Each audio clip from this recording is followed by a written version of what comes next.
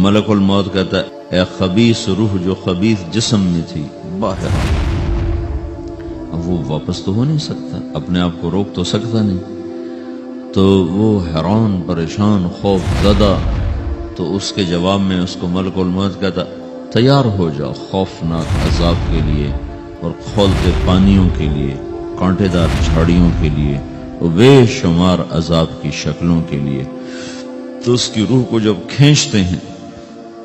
تو رگ رگ سے وہ کٹ کٹ کے نکلتی ہے، تو سارا وجود زیر و زبر ہوتا ہے، سکرات کا درد ساری دنیا کے دردوں پر حاوی ہے۔ جب اس کی روح نکلتی ہے اور اس کو لے کر آسمان پر چلتے ہیں تو دروازے پر پہنچتے ہیں تو اندر سے فرشتے پوچھتے ہیں کون ہے؟ کہتے ہیں فلاں فلاں کا بیٹا ہے۔ یہ تو وہی بدماش ہے جو بدماش جسم میں تھا، یہ وہ بدبخت روح ہے جو بدبخت جسم میں تھی، کہ ان کے لیے آسمان کے دروازے نہیں کھلیں گے اور ان کے لیے جنت کے دروازے نہیں کھلیں گے، پھر یہ وہاں سے نیچے گرائے جاتے ہیں جو اللہ کا قید خانہ ہے سجین۔ وہ تمہیں خبر نہیں کہ وہ کیا خوفناک قید خانہ ہے جو اللہ تعالیٰ نے بنایا ہے، اسے وہاں دھکیل دیا جاتا ہے۔ پھر قیامت تک اس کے لیے انتظار کی گھڑیاں ہیں اور عذاب کی شدت ہے۔ کوئی نیک آدمی اللہ تعالیٰ کے دربار میں جانے کا اس کا وقت آتا ہے تو اللہ تبارک و تعالیٰ فرماتے ہیں جب کوئی نیک مرد عورت کے جانے کا وقت آتا ہے تو اس کے لیے بھی فرشتے آتے ہیں اور آ کر اس کو خوشخبری دیتے ہیں اور آ کر اس کو تسلی دیتے ہیں کہ آپ غم نہ کریں،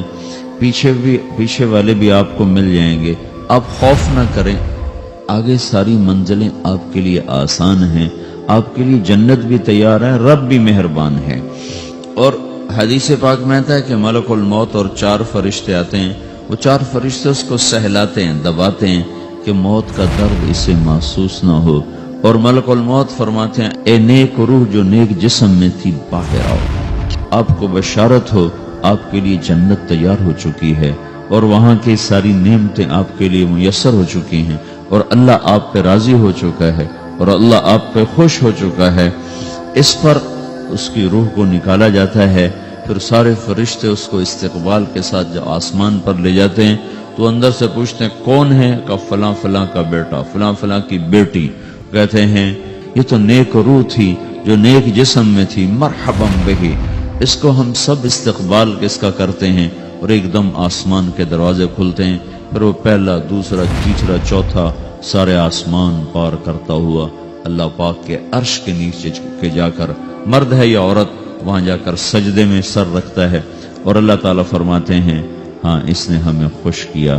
ہم اسے خوش کریں گے، اور اس کو عافیت کے ساتھ وہاں آسمان میں، پہلے آسمان سے لے کر اللہ کے عرش تک یہ سب ویٹنگ روم بنے ہوئے جہاں اللہ اپنے اپنے درجات کے مطابق جنت والوں کو ٹھہراتا ہے، اور وہ انتظار گاہ ہے اور وقت ختم ہو جاتا ہے، لہذا انتظار کی جو تکلیف ہے وہ بھی ختم ہو جاتی ہے۔ وقت ختم تو انتظار کا احساس ختم اور ٹائم کے گزرنے کا احساس ختم، وقت کو ختم کر دیتا ہے، گزرنے کا احساس نہیں ہوتا ہے۔ تو اس طرح میرے عزیزو یہ 2 موتیں